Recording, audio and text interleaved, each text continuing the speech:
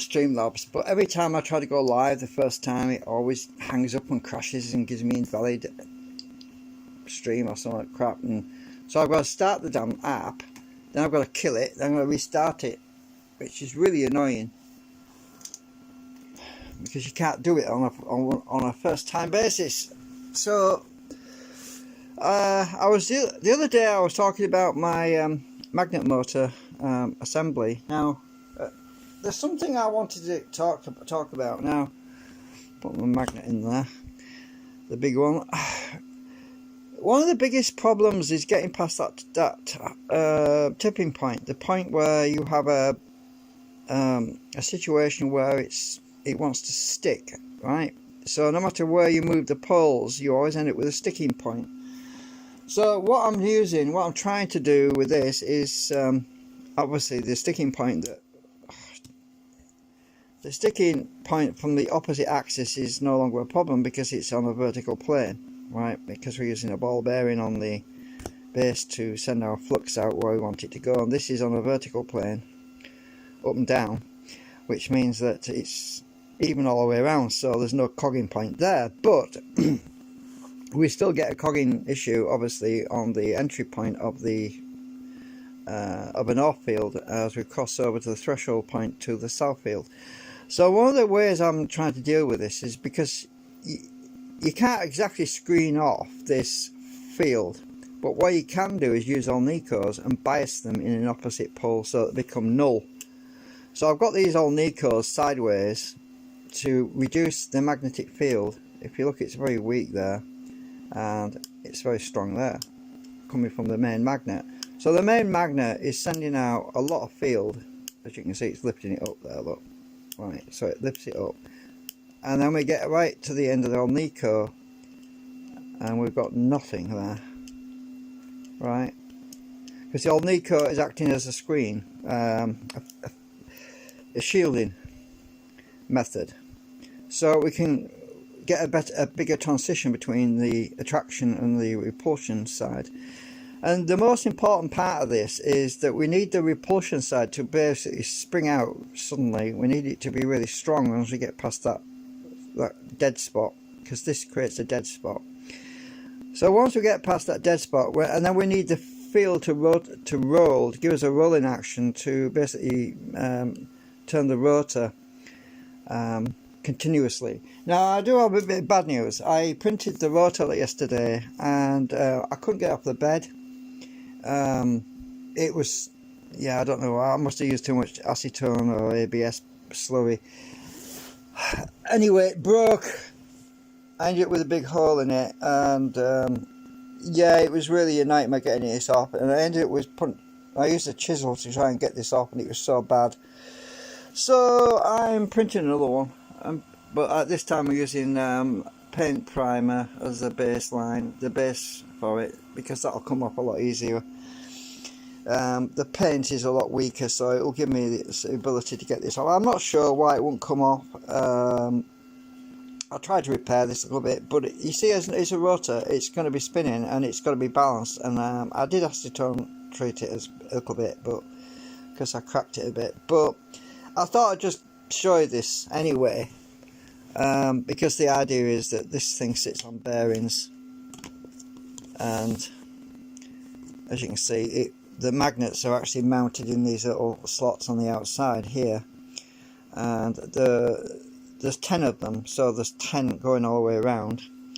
And the idea is that the rotor will spin, but I can't exactly spin the rotor because it's on the chair right now. There's no bearings on it, so I'm just going to rotate the stator instead, so you can see what I'm doing. So you get the idea there. It might actually pivot on this middle bit if I can stick some magnets in here. I should be able to see if we can get this to pivot. I am not sure. Well, we'll have to play around with that. I have got a bunch of magnets here. Is that pushing that one? Oh, that's that has to retract, and this has to. Oops. This end has to push. So have I got this right way around? Just a minute. I'll take this out of here in a minute. I can't do it properly. oh, that's pulling, so we need to be pushing on this side. Right, it's hard to do this, so I'll get my gauge. Let's see where we are. Right way around. Alright, so that's the pushing side. Yeah, and this is the attraction side. So what I've done is I've biased these Alnicos so there's no magnetic field, and hopefully it will create a point where we don't get the step or the sticking point, and as you get past that it should kick in. Yeah, it just starts to move there. But we really, for this to work hang on a minute. For this to work properly, the flux at this point here needs to be really strong on this corner, and it needs to taper off as it's coming out, because otherwise if it's stronger on the end, all it's going to do is push this thing back, right? So if the field on the end is stronger than it is around here, then this thing's not going to spin the rotor. The rotor's just going to I'll stick this back in. So all that's going to happen is the thing is just going to go back to this point. Obviously I'm moving the stator, not the rotor, but you get the idea. Because if I turn this upside down, you won't be able to see anything. So you know what I mean. So we don't want to be in that sticky point. We want to get past it. So this has got to be stronger at this point. So I've got the magnet on the inside. I don't know if you can see, I've got some magnets on the inside of here. Look. So we need to increase the field in this point down here, and so that we have a good push on our assembly. Otherwise it's just going to bounce around, which is almost certainly what it's going to do at the present situation, because I'm still working on it, trying to get this sorted out. But we don't have any major sticking points. We just have the issue where I've got to increase the flux biasing at this end, and one of the ways to do that is to put magnets on the back side here, which are actually not, well, the attraction pole is on this side, and it's biasing the push pole on against this bar to amplify the amount of push on this side. So what I can do is add more of these. So that's one idea, but it's a lot of fighting about. I'm just trying to get some magnets at the moment. So if I add more magnets to the back of there, let's see what this does. I can't get my magnet close enough now. I don't know if it'll work from here.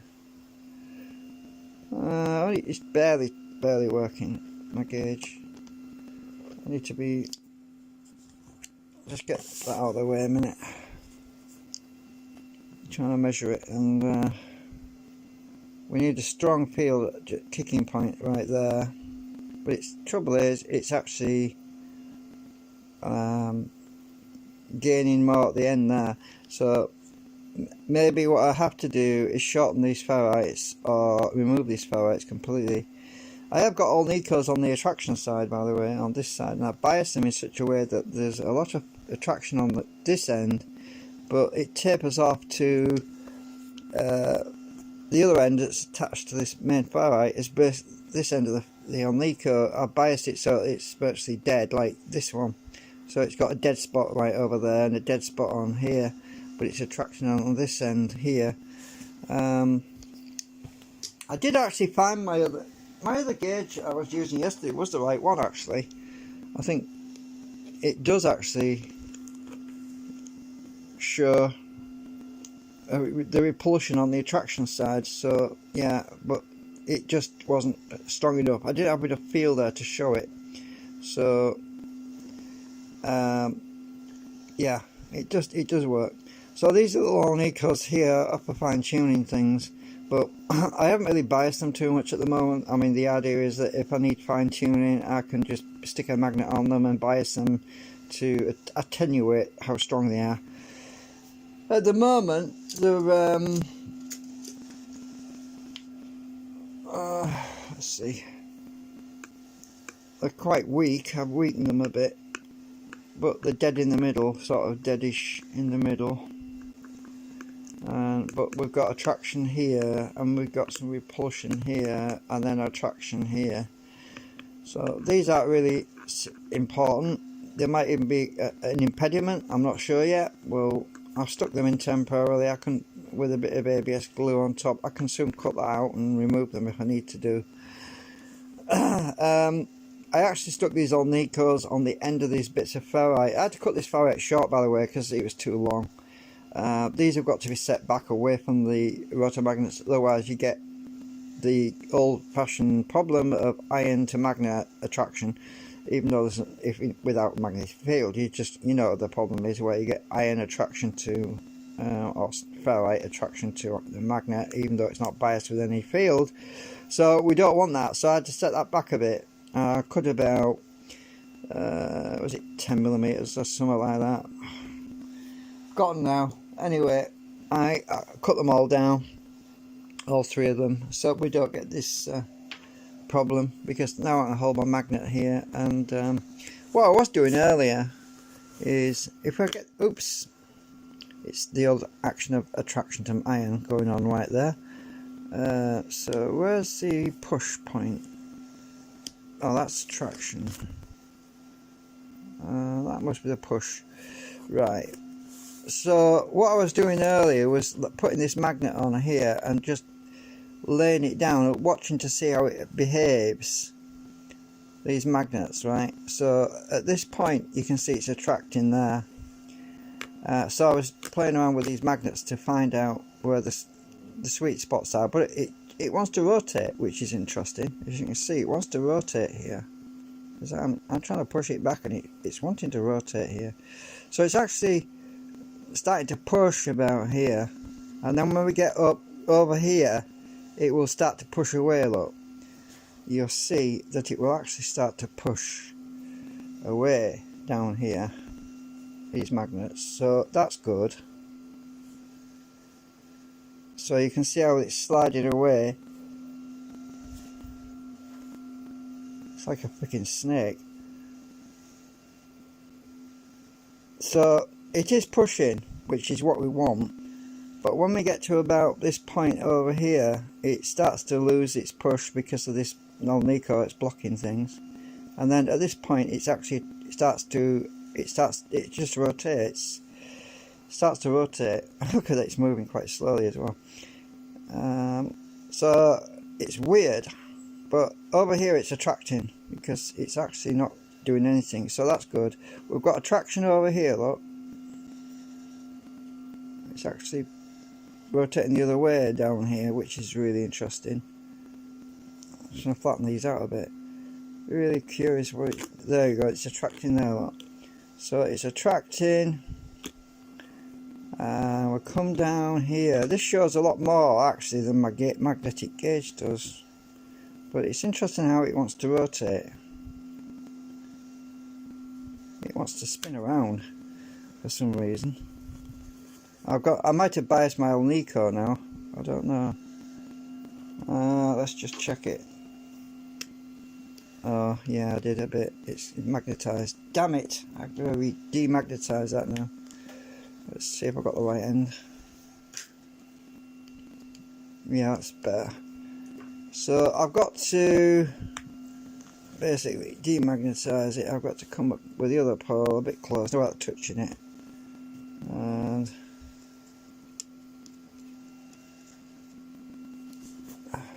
it's weird, that magnet spinning around like that.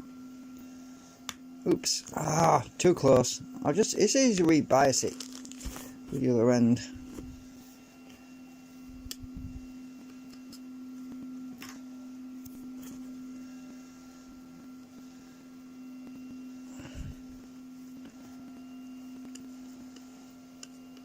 What I usually do is get my big magnets. I'll just move the little ones out of the way a minute. Take the ball off the end, put it in there, and try and demagnetize that end.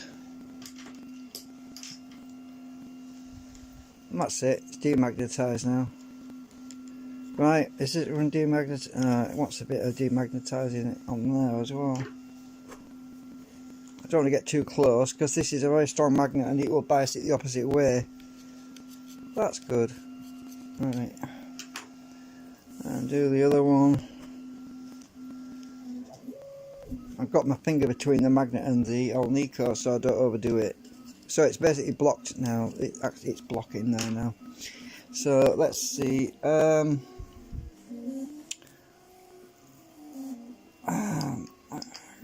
trying to get my magnetic gauge at the moment, and it's sticking to magnets. Right, let's check. I ain't got this thing. Let me just check. Wrong way around. Right, that wants to go in there. Okay. So we start to get a push there. So we need to get a fast roll on at this point here. This is the key here. Fast roll on point. Now what I can do is stick some magnets on the back end of here possibly to get a faster roll on.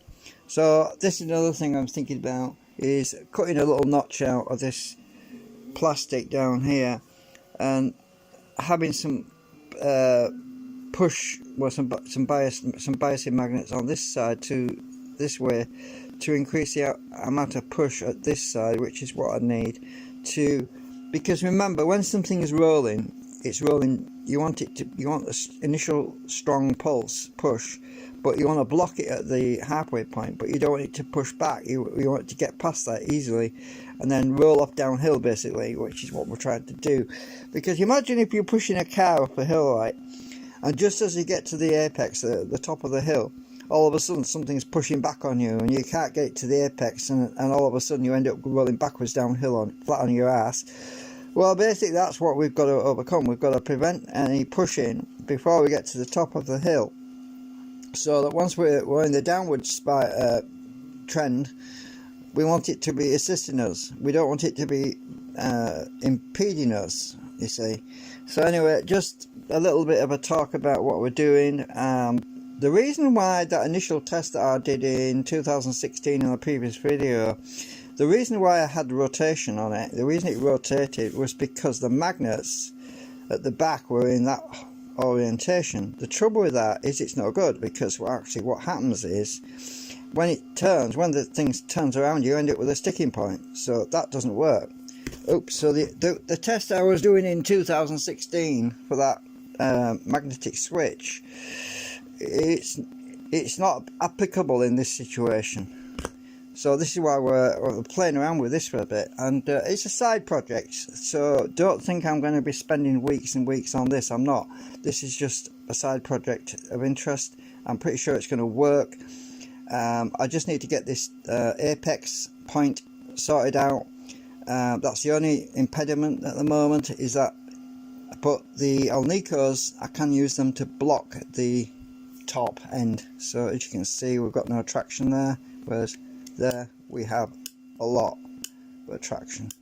So just to show you the difference, if I get my pliers,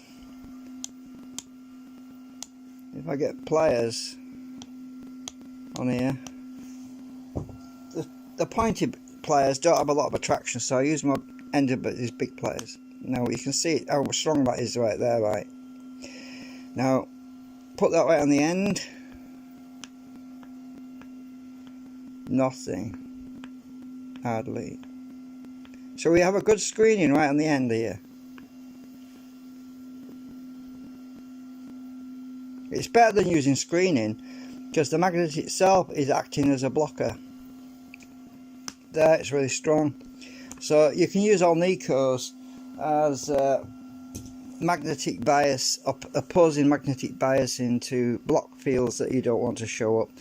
I've got quite a lot of these little magnets and they're useful.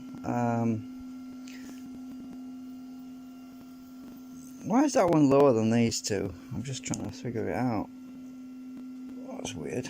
Is it because I didn't push that all the way these down far enough? Maybe. I think that's probably it's lifted up a bit, maybe. Shouldn't matter.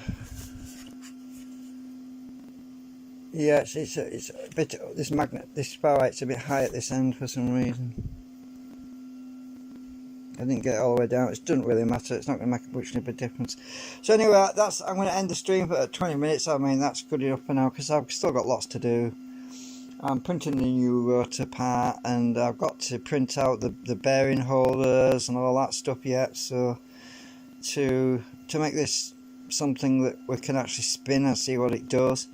I can't do that right now because I don't have anything bearing. Bearing wise, I did try something yesterday, pivoting it on but it's so out of balance, it just kept tipping over. This thing, I mean, it's so heavy and it just tips over all the time, and this is why I need a rotor with the magnets on it so I can balance it better, and that's out of balance now because of the big hole in it. And I ain't even got the bearing mount on it yet, so I thought, well, I'll just print another one out, then I'll print the bearing hubs and everything and stick them on, and we can play around. I mean, in theory, this thing, this rotor part, it could be, I could run it with this so that this is right way up. If this bearing hub was, if this hub part was held somehow so that this could spin underneath it. So I'm looking at how to design something to hold it so that we can play around with it while this thing's running, you know what I mean? Because I want to be able to adjust this while it's spinning, you see. So I've got to work out some kind of a stand, which actually might be like a U-shape, whereas it comes in, holds this up and sits on the table with like a leg, 3 legs or something. And then this rotor can spin underneath, because it's only a test bed, that's all it is. It's not going to be driving anything at this point. I mean, we don't even know if it's going to spin, do we? So there's no point trying to drive anything with it. We just want to see if it'll spin. That's all we're doing. So, alright, bye for now.